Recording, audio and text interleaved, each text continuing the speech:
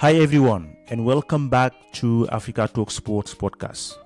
I am your host Moustapha Sall, and today we are diving into a topic that's shaking up the African sports landscape: esports. Now, esport isn't just a gaming; it's an entire movement creating new jobs, global competition, and huge fan base. And with me today is someone who knows this space better than most. Sayo Owalabi, founder of the Lagos Esports Forum and the Secretary General of Africa Esports Development Federation. Sayo, thank you so much for joining me. Thank you, Moustapha. Always a pleasure. And yes, let's dive straight in. So, Sayo, before we get into the industry's big issue and futures, let's start with you. How did you personally get into the esport world? All right. So there's a joke that comedians in Nigeria make. They say, "Hunger begat talent." So Okay. So my educational background is law. This year makes it 18 years at the bar. Like I usually joke, if I were to be practicing law, I'll probably be a judge by now, or be looking to get a senior advocate of Nigeria title. Wow. But I didn't practice law. I pivoted into sports media and marketing, which I did for 10 years up until 2020 when COVID struck. COVID struck and everywhere was shut down. No more sports. So business wasn't thriving. There was nothing to do with sports media and marketing. And then there was something happening on another vertical, which is esports, and there was a lot going on across the world. I did a bit of research, got to see about the Global Esports Federation, which was just formed in 2019, December, a few months before the lockdown, and different other things, happening. The United Nations ITU was doing AI for Good Summit, with esports being a focal point there. I attended a few of those webinars, and a lot of other things. So at that point, I did a tweet about it. Then some people said, why don't you just create something to drive esports? And that's how Lagos Esports Forum was birthed. It's not affiliated to government. Like we all know, Lagos is the biggest economy in West Africa, but it's not affiliated to the government. It's just a private organization which was formed by myself and a few other friends. So yeah, that's how I came into esports, and the journey has been fantastic. Like I usually love to brag about it. What I have achieved in 5 years of esports trumps what I have achieved with 10 years of doing sports media and marketing. And to imagine the journey has just started, it means there's a lot ahead for me. And talking about why I'm looking to build for Africa, that has always been my passion. Even when I was in sports media and marketing, it was always about Africa. It was always about doing something for the continent. And opportunities were few and far between over there. But for esports, opportunities were thrusted at me personally and at my organization. For example, we became the presenting partners, which is like the host, which was an online tournament for the Global Esports Federation in December 2020, which was known as the World Connected Series.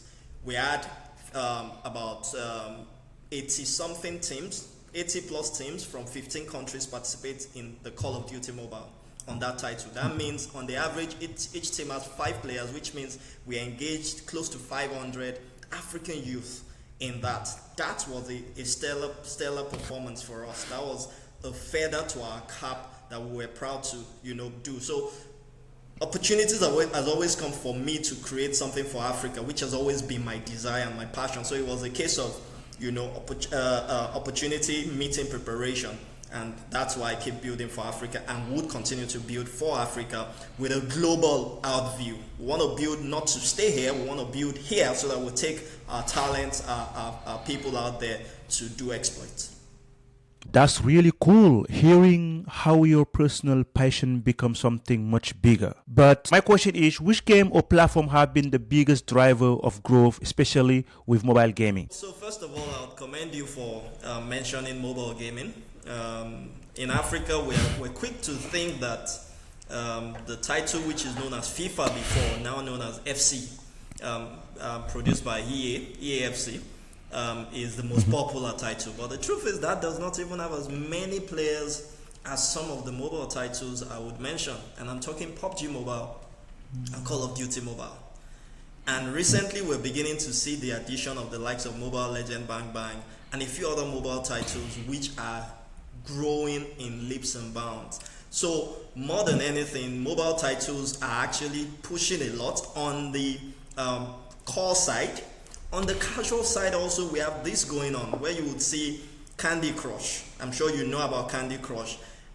A lot of people are playing that on a casual side. So more than anything, mobile titles are actually the biggest drivers. But if you come to console, which yes, we have, when you have the big tournaments, the console games also, have a feature there. We're talking AFC, we're talking Mortal Kombat, we're talking Street Fighter as major titles that people play here. But if we're to drill down, the ones that really count in terms of number of participants and gamers are the mobile titles, and at the top of that is PUBG Mobile and Call of Duty Mobile on the continent.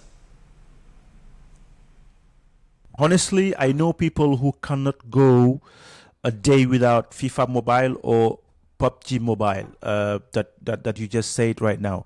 But from your view, what's been really driving the wave? And also, what did the African esports scene look like 10 years ago compared to now? All right. So what has been driving growth would be passion. When you have anything that has to do with young people, you definitely know that there's a lot of energy behind it. And that's what esports is about. There are talks about it being, you're just sitting in one place playing game. But the truth is, in that sitting alone, there's a lot of energy. Energy from the mind, energy from the passion you're putting into this play. It's almost like you want to enter the screen if the player is not giving you what you think you're feeding into it. That's what esports is. So there's energy, there is agility. There's also that desire for something new. And that for me is why esports was passionate for me. We've seen it all with sports, from the politics to the bureaucracy to all that's happening there. Esports looks like that fresh flower that we can nurture to avoid the pitfalls of traditional sports. So more than anything, that is what the driver is on that side. Yeah. 5-10 years go ago, now, yes. Exactly. 5-10 years ago and now, there were people who were, congregating across the continent, different countries, and said they were doing esports. But the way I like to say it is most of them were not knowledgeable to understand how things work in esports. And I say that with every sense of boldness, because we've seen that, unfortunately for them, what they are doing never materialized to anything. And it shows that they were not sound, they were not well grounded in understanding what is happening. Now, some of us came in with a lot of experience from, like myself, from sports. Others came in from different things, from tech, from different sectors. And then things began to shape up. Things began to grow, things began to get better. There was more, competitive thinking, strategic thinking and things. And that's the difference between now and then. Now there are more tournament organizers, there are more competition, there are more gamers. That is the difference between that time and now, and it will only get better because it's an evolution. So the growth is very exciting, but let's keep it real. What are the biggest problems that holding back the African esports? Definitely, I think there is some challenge that you guys facing on a daily basis. So if you can tell us if you have any related matters about that. So first of all, I would say what people used to say 5-10 years ago, which is servers. So there are no servers on the continent. So if you want to play any of the titles, you have to take servers from Dubai or from Europe servers, which is always issues with the ping and latent rate. But the truth is, all that isn't much of a problem as we have seen, because now we see people congregating at LAN events, not necessarily playing against each other online. People now gather. So, for example, global esports games, we go and gather somewhere. Singapore in the first year, Istanbul, Turkey in the second year, and then Saudi Arabia in the third year. So servers is a challenge, but we hear that a few publishers, developers are beginning to put up servers here and there. Kudos to some leading technology giants on the continent also putting up data centers. across the continent, which we know would aid this growth of technology. So there's that technological infrastructure deficit. But more importantly is also the issue of funding. So many people want to do stuff, but funding is always a challenge. So funding on the other side is one thing. Ultimately, even if you have these two things I mentioned, if you do not have the backing of the state, which is the government, there is a challenge there, because it then means, look at this, Moustapha, it then means that in Nigeria, for example, they think that when you're doing esports and gaming, which is video games, you're doing gaming of lotteries and lotto. And they put you under that umbrella rather than another umbrella. So there's a need for that institutional understanding that this is video games and not the gaming of lotto, lotteries, casino, and betting. Ultimately, if these three things are put in place, add a bit of education to it. There's education deficit also, knowledge deficit. Add a bit of education also. People should begin to understand how it works from top to bottom. Then we'll definitely have a smooth running on the African continent. And I heard you talking about the Saudi, and the IOC officially endorsed the creation of the Olympic Esports Games. The first edition is set to for Riyadh in Saudi Arabia in 2027, so under a 12-year deal. But how are you guys thinking right now to ally with your NOCs or national sports body? So there's no choice. It's not even about whether people are thinking about it or not. You do not have a choice but to align with your National Olympic Committee, because those are the people that would liaise with the IOC for the Olympic Esports Games. It's directly under the umbrella. What we have done in my role as Secretary General, even before the announcement of the Olympic Esports Games, the GEF, the Global Esports Federation, has always requested for its full members. So there are full members, there are associate members. Full members are mostly the federations. Associate members are private organizations like myself. Full members, which are the federations, have been told to get one of the criteria to become a full member is endorsement or a letter ratifying your existence by your National Olympic Committee. So we have always told people to do that. And now it has come to fore that it's important you do it if you're going to get a shout at the Olympic Esports Games. Now, the interesting thing about the Olympic Esports Games is if the federations are not in good standing, they would only be shortchanging themselves, because the Olympic Esports Games will not only be about the core esports that we know of, and we already know that some titles will not even make it there. PUBG Mobile is not likely to be there. Call of Duty Mobile, not likely to be there because of the violence which comes with them. Mortal Kombat, not likely to be there. Violence, it doesn't align with the Olympic values. Most of the federations at the IOC, some international federations are already signifying, and Winter are already signifying interest because they are creating their virtual side now. So there's virtual taekwondo, there's virtual table tennis, there's virtual boxing, there is cycling, which is done by Zwift. So all that would feature top of the bill before we now go to simulated sports, which is the whoever FIFA decides to go with, which is likely to be eFootball or their newly launched FIFA rivals. Maybe that would be the title. There's NBA 2K for basketball, so FIBA will go with that. We would have the simulation. After that second layer, we would now have the third layer, which is the traditional esports, which from our prediction would be the likes of Dota, which is a strategy game. There would probably be a Rocket League, which is no violence, just football with the cars, and a few other titles that we're looking forward to. So it's important for federations to align with their NOCs, and we have been preaching that even years before the announcement of the Olympic Esports Games. Yes. Is there enough government or institutional backing, or it is mostly private efforts when it's come to founding? Definitely, mostly private. There are 54 countries on the continent, right? If we look at it, maybe just 5 have government funding backing them. Top on that list would be a country like Morocco. I know Senegal has government backing and a few other ones, but funding hasn't really been a thing. And it's not even out of place because most of these guys also do not have a strategic roadmap that would make this funding come out. Morocco have created that, and that's why the funding could come in. The map for them was to become a force on the continent, create a pathway for their gamers to participate in international tournaments. And we've seen them do that over time. As we've seen. So there's a need for a proper plan, even if you're going to access that funding from government. Let's not just have it because we created this, but let funding come. No, create a pathway value that the government sees, and that would be it. But as we speak, not up to 5 countries on the continent enjoy government support in terms of funding. In terms of recognition, maybe about 10 countries have seen that, but it's beyond recognition. What are your programs? What are your strategies? What's your 5-year plan that the government can plug into and say, okay, we'll support you with this, this, and this. That is the way we should think about this, and not just automatically believe that government funding will come to us.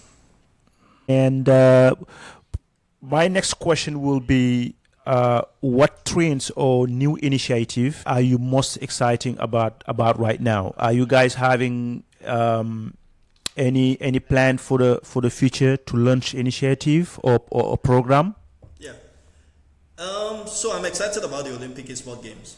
I think everyone is excited about that one. And that's because it's going to open up the continent. The continent has been shut in terms of government recognition and a few other things, including sponsors. Yes, a few brands have thrown their weight behind esports, but when they see it on a larger scale, they become more convinced. I can tell you for free, I had a sponsor who it was until they saw our team at the Global Esports Games in Riyadh, Saudi Arabia in 2023 that we came back into the country and they sponsored some of our executions. So those are the kind of doors that these things would open. That's on one side. The other side, the other thing I'm excited about, which myself, my co-founder are plugging into already with our Mobile Esports agency, is the virtual side of things. Virtual side of things is an exciting one because most of the federations are now looking there, and they know is their own pathway in being part of the Olympic Esports Games. So that's something to be excited about also, and we are looking into that space.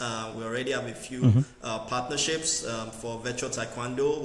We're in talks with virtual table tennis, which is done by 11 VR in the United States, and we're looking at to explore a few more opportunities. So those two are exciting for us, and they're both almost joined together because with the virtual side of things, you're already involved with the Olympic Esports Games, and with the Olympic Esports Games, you're about to open a portal that makes esports more recognized on the continent and possible impact on government and private sector participation.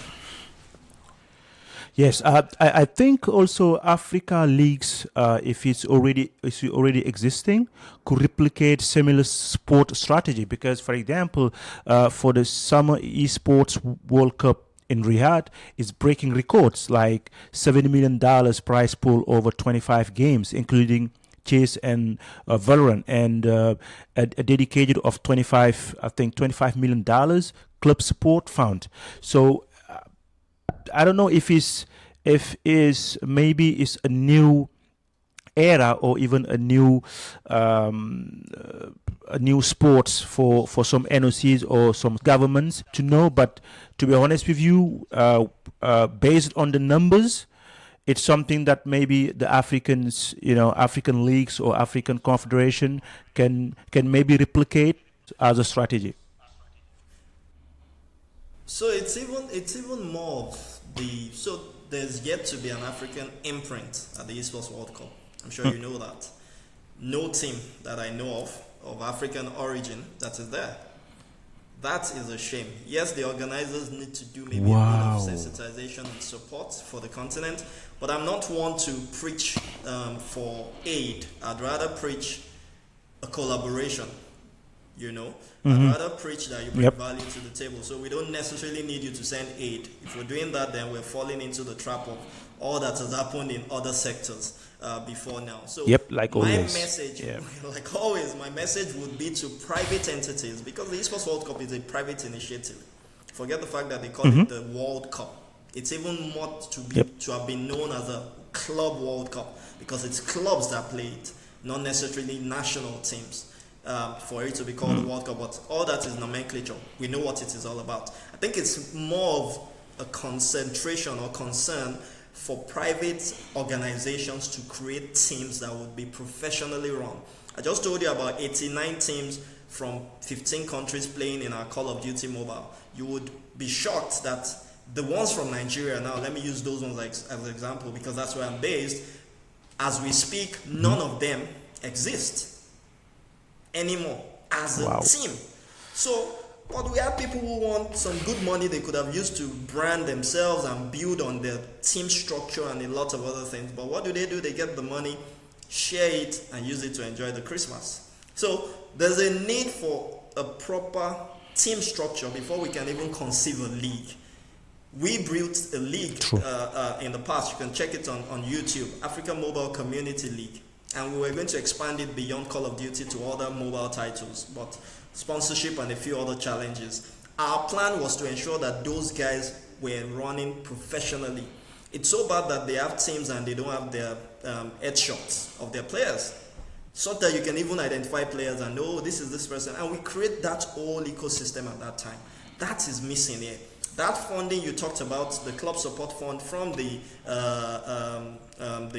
Esports World Cup Foundation to the teams that 40 teams, I think they selected 40 teams for that project. One of the criteria there was building of the team's brand and ensuring that they create content and a few other things. Those are the things that are still missing from Africa. People play games and they go and sleep, not even to stream or put up. So are you telling me that there is no African teams that was selected on to be participate or to be on those funds? As we speak, none. For the funds, none. At the Esports World Cup itself, none. But there are a few professional teams here. There's Anubis. I don't know much in the last 2 years, but there was Anubis who won a global tournament, Campus Clutch in Valorant, an Egyptian team. And he got funding. He got support from a brand, a car brand. Endorsement for the team. But in the last 2-3 years, we don't know what has happened with him. There's Goliath Gaming, who's doing well in South Africa, and they have rosters in EAFC and I think Street Fighter or something, but they're doing well. There's also Bravado Gaming. So there are a few ones here and there, but because there is no general cohesion within the continent, those guys are just operating in their silos in their different countries, and opportunities like the Esports World Cup would elude them because there's nothing coming up. Now let me tell you this. In Asia, there was the Asian Champions League, which served as the pipeline to feed into the Esports World Cup. So the winners of the different titles in the Asian Champions League became the participants that would go and play at the Esports World Cup this summer. That is exactly what we need to replicate on the continent, and we need to do it fast. If at all we will get a shout at the Esports World Cup and be part of it next year, which is just another 1 year from now. Wow. Yeah. So speaking of the future, how do we make sure this space is inclusive? So how do we ensure that women and underrepresented groups feel welcome in Africa in African esports? Let's create something for them. It's straightforward. It's direct. Let's create something for them. If we see them participating, let's support them. So I'll give you a story, especially as regards women playing these games. In the World Connected series I told you about that we did in 2020, we had an all-female team. Only all-female team that participated in the tournament. Interestingly, we gave them so much support, not any bias, but we supported them, always checking up on them, and they made it to the top 8 and participated in the sharing of the prize pool. All-female team. Unfortunately, they do not exist again. But imagine what wonders they would have done in the world of Call of Duty Mobile if they continue to get the support and continue to grow, their roster and get better to participate in bigger tournaments on the continent and on the global scene. Well, unfortunately, that was not the case. So we support women. One of my mentees is a Kenyan lead Tekken player, Queen Arrow. She's doing a fantastic job across the continent. She's one of the few people who puts out her own content in terms of playing these games. She's got endorsement from brands, and she's got a lot of support for her. So let's create the value of things that they can participate in. That would happen. On the underrepresented side, I will talk about refugees more especially because I've worked with the UNHCR, especially in 2023. I did a lot of work with them as regards, coming up with esports hubs in different display centers on the continent. And with that, I brought a technology company which pledged to at the Global Refugee Forum in Switzerland in 2023 December, did a pledge at that Global Refugee Forum. So more than anything, we're putting in the work to ensure that the underrepresented and the women get a shout and they get a look in the growth of esports on the continent. That's great. That's a good job that you guys doing. But how do you deal with issue around regulation, ethics, fair play in African esport competitions? Now, government still classifies video games under gaming, which is betting, and that is game of chance, not game of skill. Video games is game of skill. It's skill that matters there. So that conversation needs to be had, and I believe that with the Olympic Esports Games, like I said, more consciousness, more understanding that this is not the same as the gaming of lotteries, lotto, and casino and betting. So hopefully that will be done. Fair play, I think it's all down to each tournament. The league I told you we ran in the very first week, so it ran for, I think it was 8 weeks. In the very first 2 weeks, we got a complaint about one of the teams using a player. So one of the conditions for the teams that participated is that everybody must be based on the continent. And that's because we don't want you to have the undue advantage of being closer to the server if you're playing from Europe or Dubai or anywhere in the Middle East. But we got a complaint that they have 2 players who were not based on the continent. We investigated, we saw it, and they were expelled from the league. So fair play lies in the hands of whoever is the organizer of whatever tournament that is happening, and you can then take decisions as they should be. You must have codified it before now, and it's important. The other thing I will say, which I'm glad and privileged to have participated in, is the recently released International Safeguarding for Children in Esports. That document was released. The Global Esports Federation was part of that, and I sit in the Education, Culture and Youth Commission where we had a discussion around that, and I put my voice in on that, and the report is out now. So safeguarding is a big issue for the Olympic movement, and definitely in esports we're not missing that out, and it's going to be not just for children, for gamers generally. Safeguarding in esports is important, and I believe all these things you mentioned would come under it. Do you think Africa can one day host a major international esports, even like the esports World Cup? Definitely. Well, esports World Cup, like I said, is a private initiative. Except the Saudis decide to now say, oh, other people can also. At the moment, it's strictly a Saudi initiative.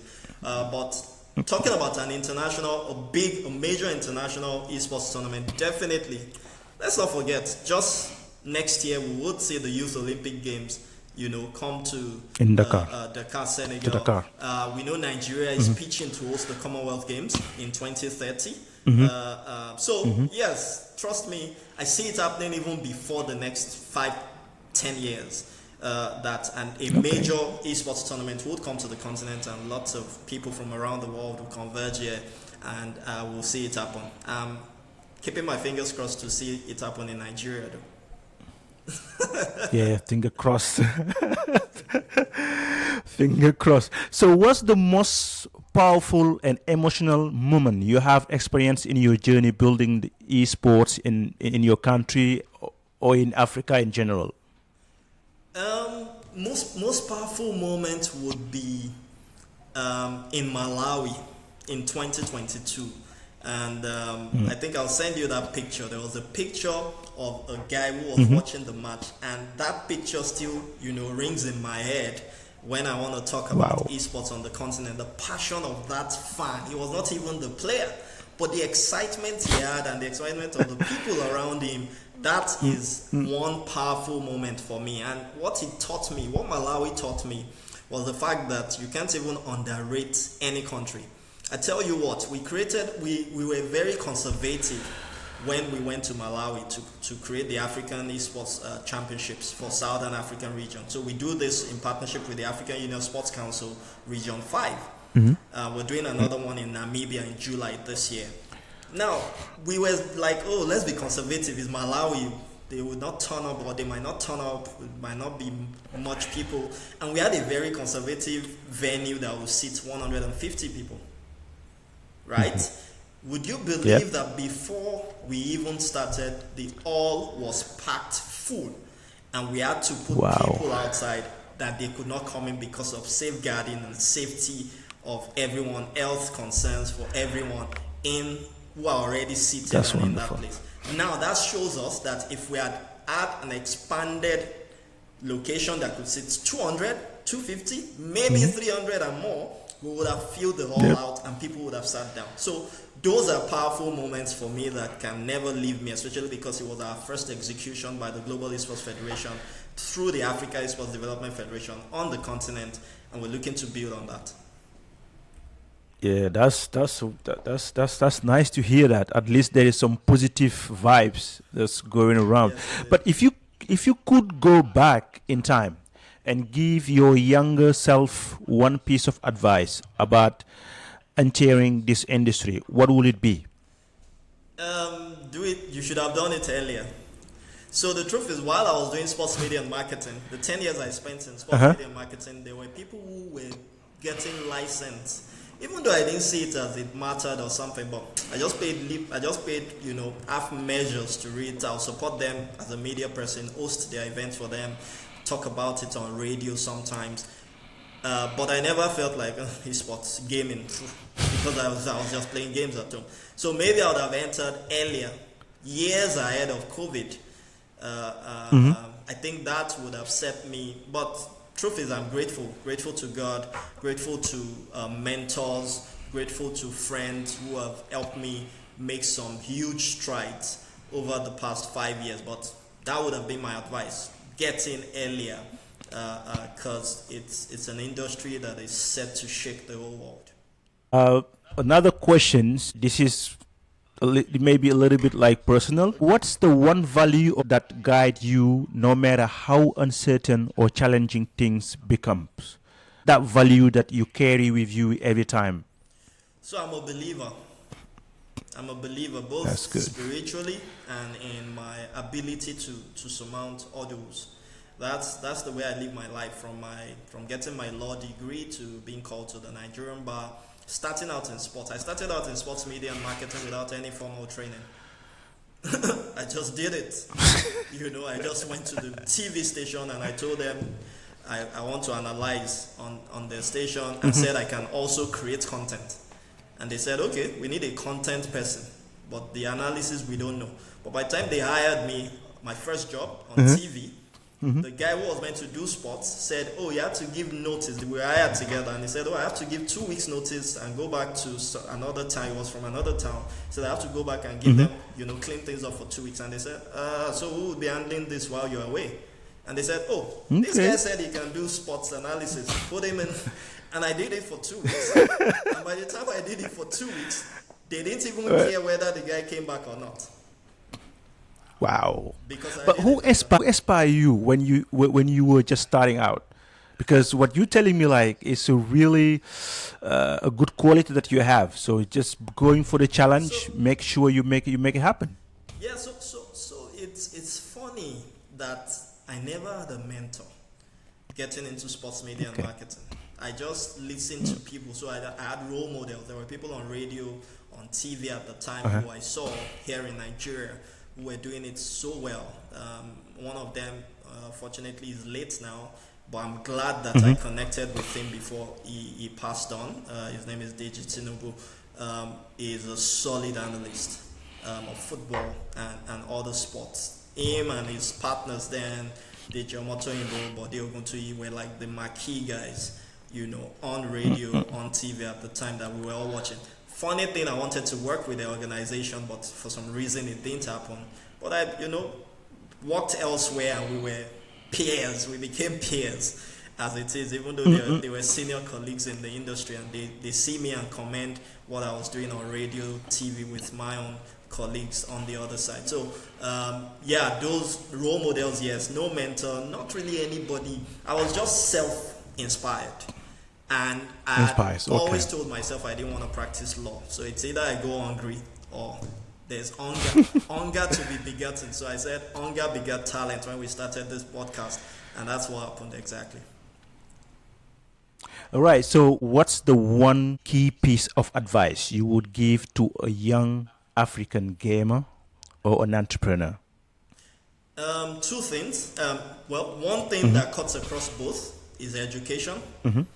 Education is important. So for a gamer, don't just think. It's the same way we think, oh, I'm playing football, and most of them do not educate themselves. It's always painful for me. I was watching the Athletes 365 of the Olympics movement, the International Athletes Forum just concluded a few days ago, and I was looking for Africans on that stage. And that's the way I think. I'm so committed to the continent. I think it's becoming annoying. It might become annoying for some people because I get into commission meetings. I sit on 2 commissions at the GF, and I'm asking questions about the continent. Because the truth is, that's what my passion is. That's what matters to me. You can build America, you can build Europe, but you won't come and build here for us. We will build here for ourselves. So education is important as an African, and I'm saying not just formal education. I'm saying education in understanding what you're doing as a gamer and as an entrepreneur. One thing that has stood me and a few other people out is education, and it doesn't have to be formal. I just told you now I got on radio. I listen to these people. I'll listen. I'll watch them, and I'll be practicing in front of my mirror. That's just it. So education is important. Understand the game. When you understand the game, you would become the game yourself. Yep, that's true. Education is key. Now for the gamer, you must be consistent. I just talked about Queen Arrow from Kenya, solid Tekken player, leading female, lots of awards, under 30 this and so many things. She continuously put out her content, is why brands could take her up to become the ambassadors. So you must be consistent. Consistent. Yep. Very important. You must be consistent. Consistency. Yes. In your gameplay, that's the key. In your, putting it out there and all that. For the entrepreneur, you must think value. Nobody will just take money and say, oh, take $100,000. They must see value for them to commit such into your hands. And the truth is, you may not even attain $100,000 today. But if you attain $10,000 with a client today and you give them a value of $50,000 for $10,000, then they will be ready to give you $50,000, knowing that, oh, this guy can give us a value of $100,000 for that. So value is important. Definitely. Most times you just see people say, oh, I've come up with a proposal, but the sponsor is not answering me. The sponsor will not answer you because they don't see value in it. So make sure you put value in there as an entrepreneur. Very important. And ultimately, for both of them, again, you must understand the trend. You must understand the trend. We're talking about the Olympic Esports Games now, and so many people do not even understand the trend of things. I just analyzed the 3 different categories for you. People still think it would be all about console games, tapping pads, and mobile games. No, there is much more than core esports that would happen at that. So understand the trend, flow with it, tap into it, position yourself, and you definitely would be a shining star in the industry. Definitely. Sayo, thank you very much for sharing your time and insight with us today. I have really enjoyed this conversation.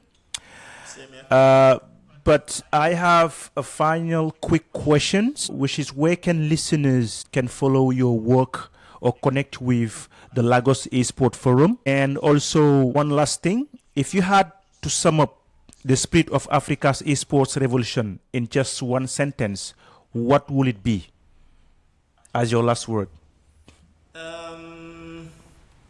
One word is tough. one word is tough. Maybe tough would be the word, right? Tough in two ways. So maybe let's use tough. But I was saying that tough. One word would have been tough for me to use, but let me use tough. And tough is what? Okay. Tough is in 2 sides. Tough because we're tough guys who weather the storm no matter the challenges. And tough in terms of what the challenges are, and they're yet to, make a pathway that people can thread easily, and there's ease of doing business within that space. So tough, maybe tough is a very good one. So on both sides. But tough is no the matter word. how tough it is, we weather the storm, but yes, there's still that toughness that doesn't make the path very smooth. On how people can connect with me, I'm on LinkedIn, I'm on Instagram, I'm on Twitter, and it's Sayo Owalabi, Sayo. Owalabi is Owolabi. So just look for me on those platforms. It's my name. It's straightforward. No numbers, no icons, no alphabets. Just my name. All right. So thank you very much, and thanks to everyone for tuning into the Africa Talk Sport podcast. Don't forget to follow us also, share, and keep supporting African sports story that inspire. Until next time, take care everyone. Thank you very much.